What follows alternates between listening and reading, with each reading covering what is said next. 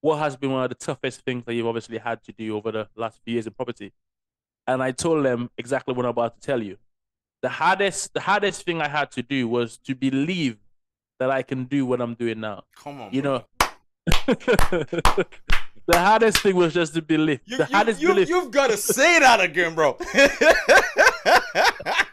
The hardest thing is, and honestly, it's not a cliche. It's honestly being able to fathom that I can live the life that I'm living now. Being able to fathom I can Mm. live in, this amazing penthouse I'm living in Canary Wharf, and obviously driving the car and having a business and making the kind of money.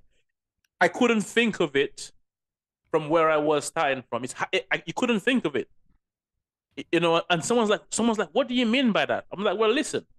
If you're making £2,000 a month in your job, and I all of a sudden tell you can make £10,000, your mind will never allow you to That's think right. that. That's right. Impossible. So, but if I tell you, if I tell you can make £4,000 a month from 2,000, you're gonna be like, well, if I work a little bit more hours, I can do it.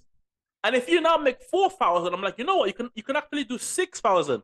That's believable. But from a 2,000 a month salary to thinking you can make 20, £30,000 a month, it's impossible. And I Mm. think that was the hardest thing for me. It was a complete paradigm shift. I had to Wow. unlearn everything I learned and I had to relearn those things. I Hmm. think that's definitely the hardest part of it. Um, Wow. and even now, now I'm thinking of doing big things. I've got it on a vision board, but my mind still doesn't allow me to think of